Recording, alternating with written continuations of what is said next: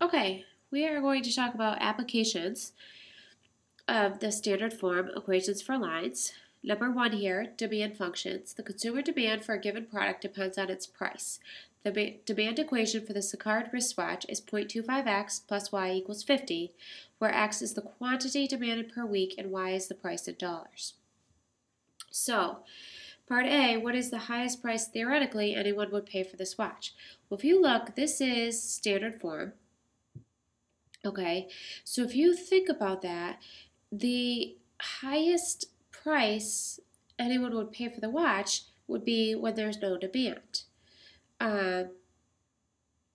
So looking at the graph, you could tell here if x equals 0, the y-intercept is 50. Okay, so on our graph, once it comes up, we have a y-intercept of 50.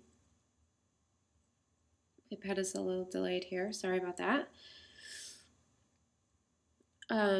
So there's our 50. If that is the price, okay, and then if you do 50 divided by 0.25, that's 200. So my x-intercept is 200. Okay, and again, I got that. If you have an x-intercept, that is when y equals 0. So 0.25, which is 1/4 x, plus 0 equals 50, so 1/4 x equals 50. Multiply both sides by 4, you get x equals 200. So that's the x-intercept. All right, so if you have 50 and 200, that graph looks like this. So the highest price, theoretically, that anyone would pay for the watch is right there, $50. And what is the demand, theoretically, when the watch is free? Well, the price of the watch is your y value, x is the quantity, so when y equals 0, which is over here, the demand would be for 200 watches. Okay, that is that problem, using the x, basically interpreting your x and y intercepts, and sorry about that, 200 watches would be our demand. Okay, the second one, hiking. The graph relates the temperature y in degrees Fahrenheit to altitude x in thousands of feet. So, just make sure my pen is weird. Okay, so find the x and y intercepts and interpret each in the context of the problem. So your y-intercept, right there, is 59. So y-intercept equals 59. And what does that mean? Well, if x stands for altitude, at an altitude of 0, it's 59 degrees. So at altitude equal to 0, temperature is 59 degrees, and we are in Fahrenheit. Okay. Now the x-intercept over here looks to be about 16 or a little more than that maybe. We'll call it like, I don't know, 17. So your x-intercept is 17 feet, degrees.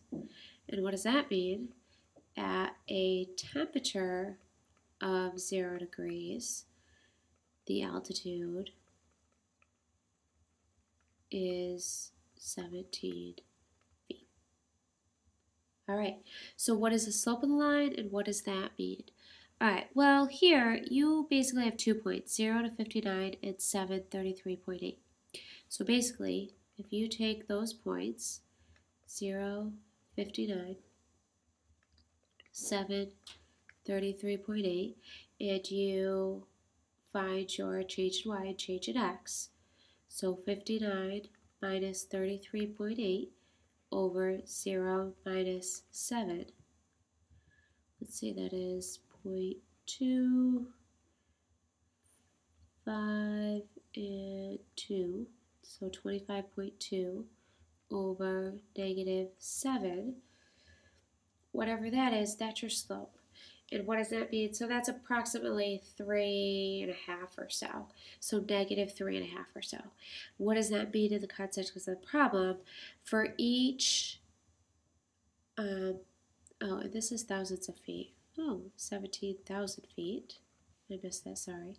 This would be, the height would be 17,000 feet. So for each 1,000 foot increase, the temperature decreases by about negative 3.5 or so.